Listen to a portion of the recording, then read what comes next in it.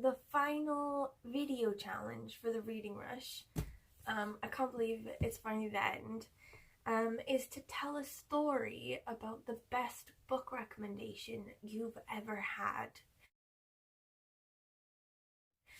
And I've had absolutely loads of book recommendations in my life. I've been a bookworm since I was little, and everyone has always tried to sort of give me advice about what books, and I've absolutely loved it, and loads of them have become my favourites. So it was hard to sort of pin down maybe the best one. But in the end, I think probably where it all started, or like what sort of really kicked it off for me, was when my mom saw J.K. Rowling on Oprah and then went to the bookstore and then came home as a surprise with Harry Potter and the Sorcerer's Stone, and also the second one, the Chamber of Secrets. She came home with both of them. They were the only two that were out at the time, so I think this was like 99, like 98, 99, something like that, the year. I think I was about 11 when she came home with them. And I had liked books at the time. Obviously the reason that she brought them home is because I liked books anyway. But it changed my life, basically, Harry Potter. I became obsessed with like going to all the book events for Harry Potter and like dressing up and all the stuff and meeting everyone who also loved Harry Potter.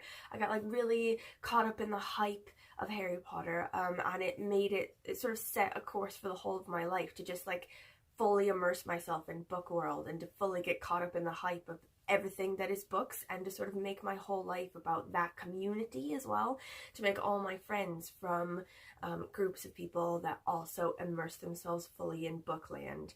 And it's not just really Harry Potter and the Sorcerer's Stone for my mom, it's sort of a whole life built of these little moments where my mom would just randomly come home without any warning and without any reason and just give me a book because she heard that it was good and she thought that I might like it. So also one day she came home with A Tree Grows in Brooklyn, which also I think changed my life. I think when I write things, and when I write stories, or when I write just even an email at work, I always think about this book and I try to write like Betty Smith.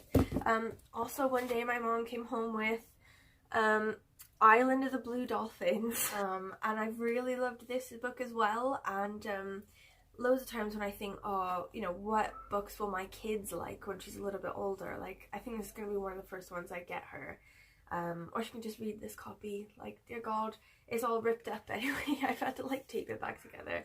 But anyway, yeah, so I think the best book rec I ever got obviously was Harry Potter, but I think in the whole total spectrum of it, it's my mom just bringing home random books that she thought I would like, and then me absolutely loving them, and it's sort of fueling my whole life as a bookworm. So thanks, Mom, love you. Is him a naughty guy or good girl?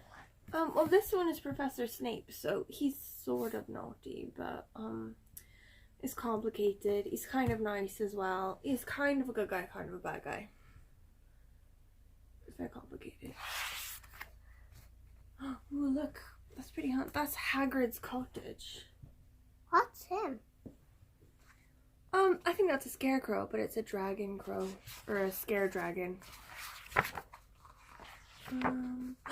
Ooh, that's pretty hot. What's that? That is Malfoy on a broom.